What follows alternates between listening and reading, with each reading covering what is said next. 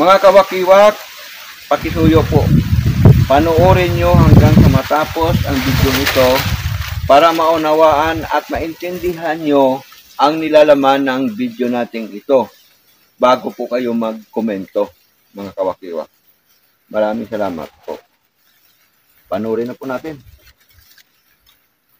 Wik wik, wak wak, wak wak.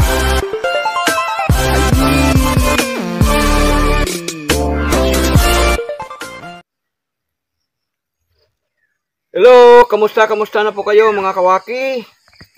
Ingat po kayo, saan na kayo panig ng mundo. Lagi po tayong mag-iingat dahil alam niyo naman takbo ng mundo ngayon, ano? So for today's vlog, ipapakita ko sa inyo yung puno na kung tawagin namin dito ay puno ng buhay. Ayan. Puno ng buhay yan, mga kawakiwa. Ito, yung puno na yan, nandito siya sa akin likuran, no? Ito, yan.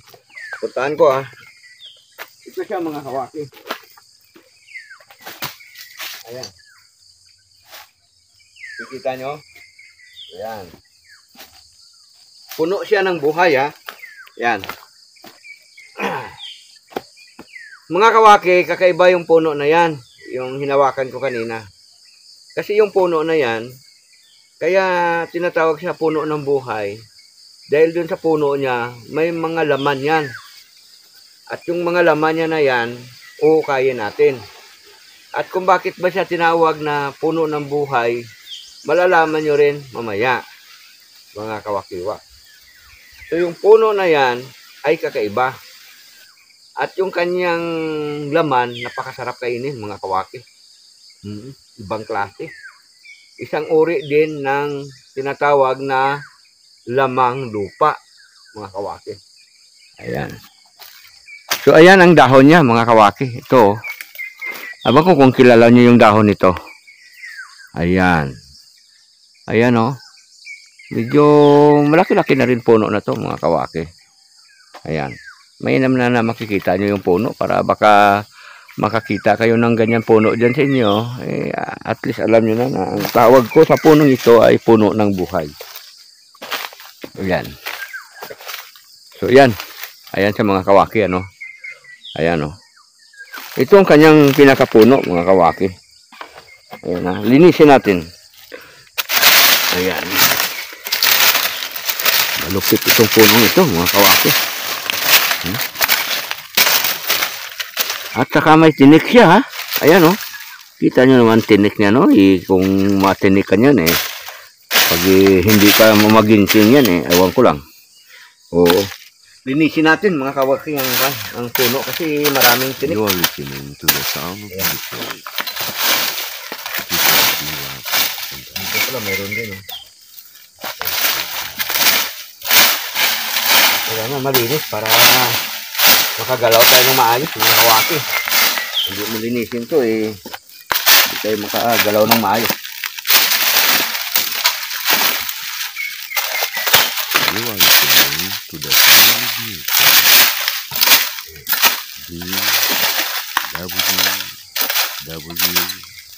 Ngayon, kailangan ko dito yung panghukay kasi hukayin natin to para makuha natin yung laman ng puno ng buhay na ito.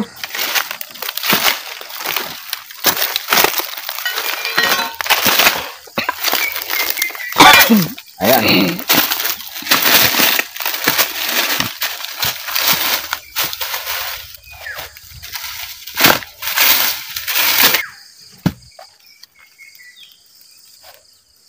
Kung papaano, mayroong buhay, mayroon din patay, mga kawakiwak.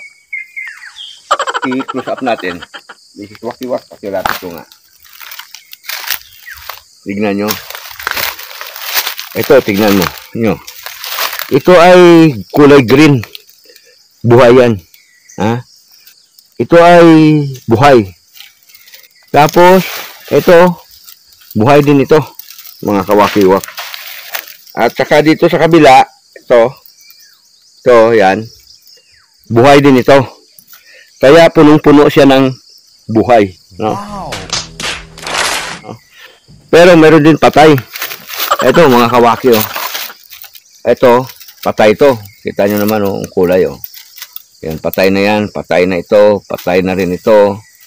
Patay na rin ito. Patay na rin ito mga kawaki. Ayan. Ngayon, hukayin natin ito. At, ang laman nito, makikita nyo mga kawaki. Tingnan natin kung gaano kadami at gaano kalaki ang laman nito. Kailangan natin itong gamitan ng guantes para hindi masugat yung kamay natin. Matinik.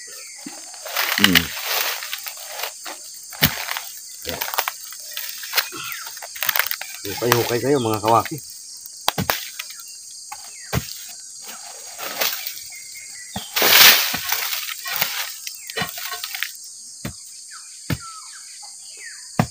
Ayan.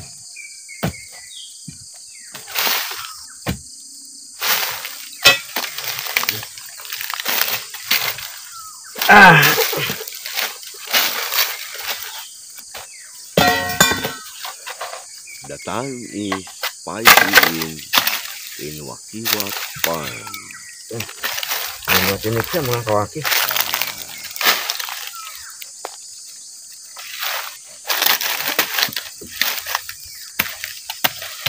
Ayan. Mukha siya eh, oh. May bumibitak-bitak siya eh. Ibig sabihin, mayroon siyang laman. Hindi lang natin alam kung gaano kalalaki at saka kung gaano kadami.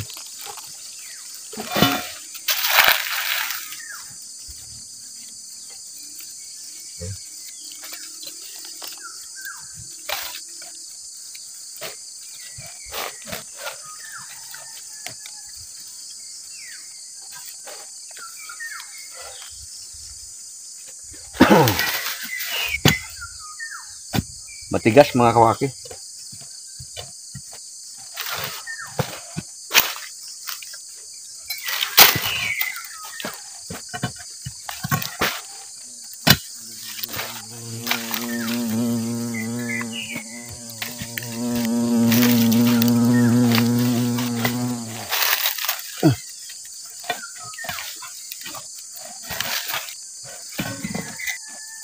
Malabas na yung kanyang mga ugat.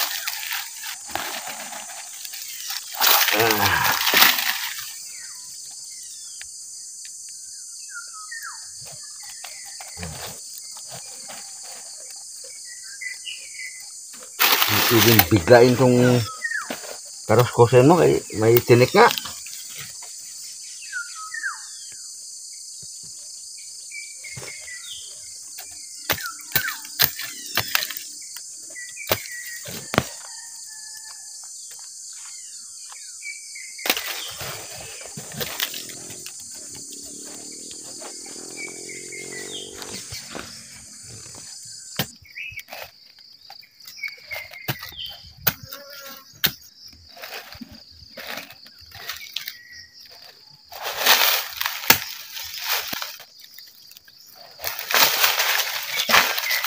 Aray.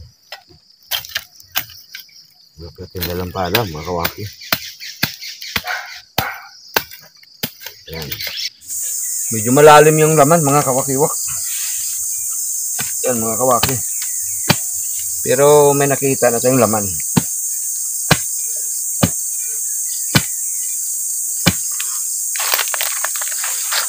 Ayan.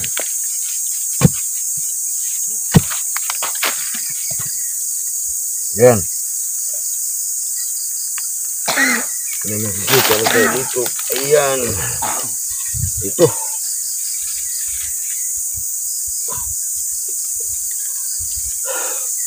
Ayan mga kawaki. Ganito laman niya oh. Mabalahibo din. Wow! Ayan. Nakakuha na tayo ng isa. Okay pa tayo dito. Baka makakuha pa tayo.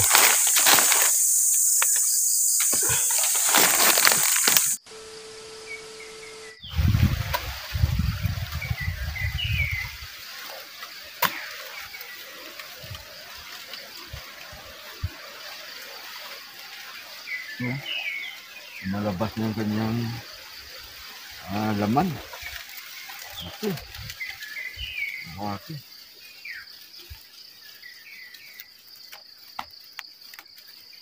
Meron pa dito.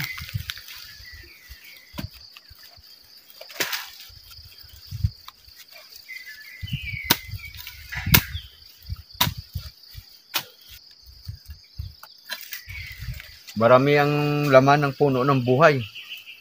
Puno siya ng buhay talaga, mga kawakiwa.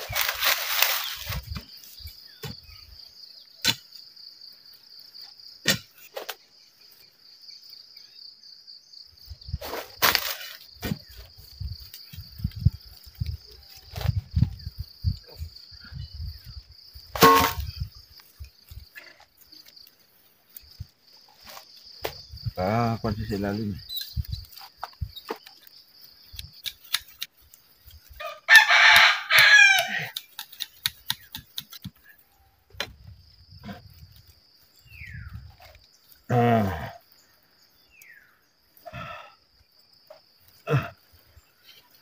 Laki din mga kawaki.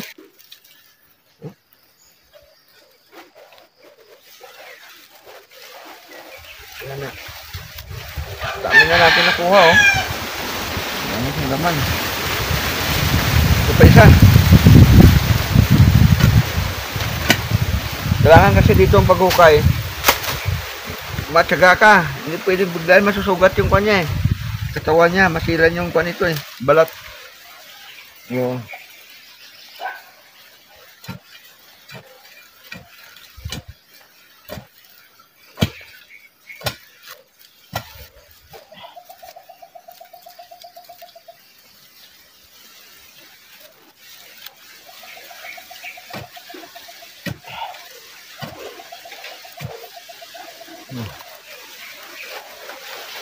mukhang mas malaki ito, mga kawaki.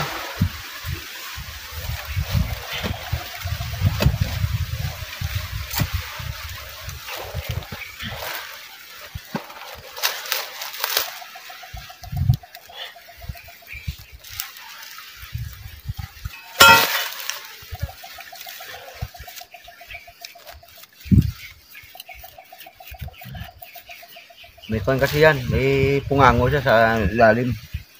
Yung pinakaugat at sinutubuan ng kanyang pinakalaman.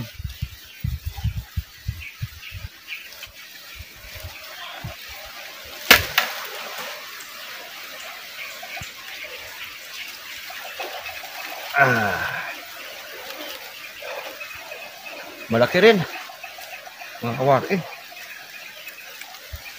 Ito.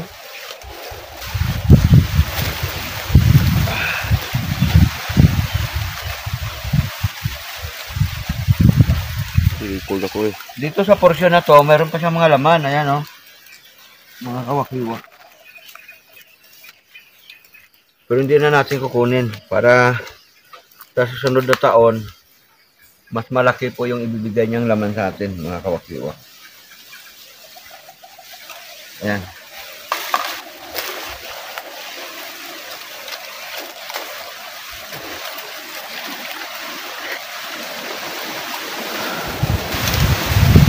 Kaya itong puno na to, sinasabi ko puno ng buhay. Marami ibig sabihin nun, mga kawakiwa. Ayan, oh. Ang daming bagay dito na buhay na buhay. Ayan, oh, nakapaikot sa kanya. Kaya masasabi talaga siyang puno siya ng buhay ng mga nakapaikot dito sa kanya. At ang punong ito, buhay din. Ang kanyang mga dahon, makikita nyo kulay green. Kaya, noon siya na buhay. Ayan, mga kawakiwa.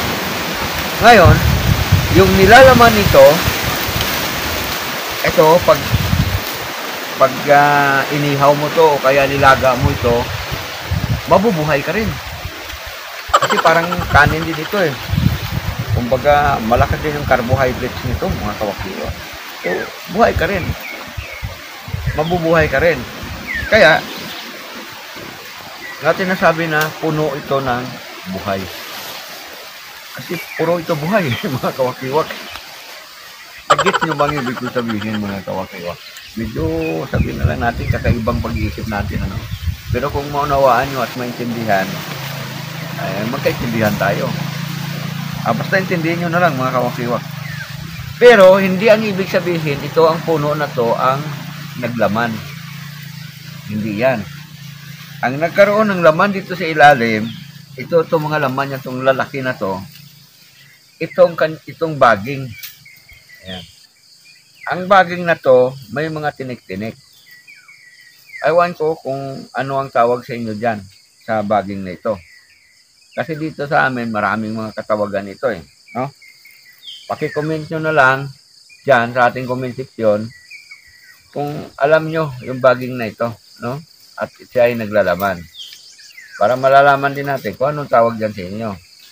Ayan o, tingnan nyo, mga kawakiw. Wala pa siyang dahon eh. Itong baging na to, wala pa siyang dahon. Kung baga bagong tubo siya. Ayan. May mga tinik-tinik siya kung makikita nyo. Ayan o. O yan o, mga tinik-tinik siya. Ayan. Kapaikot siya.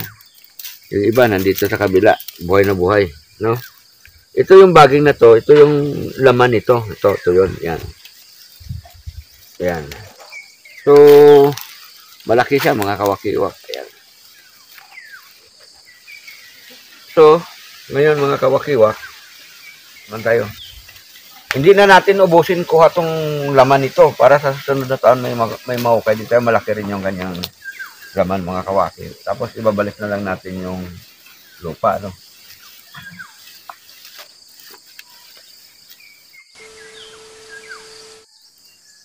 Ito na ang kabuuan ang nakuha natin dito mga kawakiwak. Ganito kadami kanyang laman.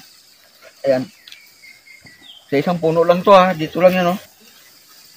Punong-puno siya ng laman mga kawakiwak. Grabe. Matindi talaga itong puno na to. Puno ng buhay talaga. Buhay ka talaga dito. Pagka kinain mo, nilaga mo ito, nihaw mo yung mga kwan ito, talagang laman ito eh. You're listening. Pag inihaw mo mga laman ito, talagang mabubuhay ka. Tito. Kaya karapat-dapat lang talagang punong ito na tawagin na puno ng buhay. Grabe kasi kung maglaman eh. Ayan o, dami niyang kwan o. Mga kawaki o. 1, 2, 3, 4, 5, 6, 7, 8, 9. May mga maliliit pa siya. You are listening to Ito maliliit, tanim natin to. Para sa susunod na taon, maglalaman yan. Mga kawaki. Tanim natin yan. Ayan. So, balik na natin yung lupa. Pero isasako muna natin to.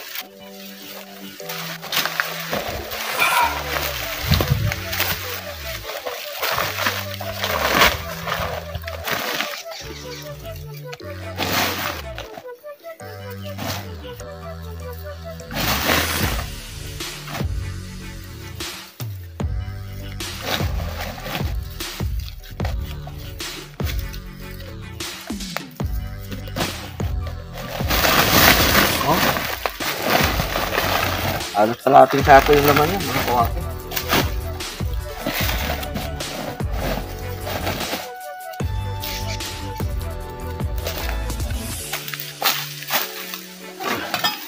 Balik natin para maglalaman sa susunod.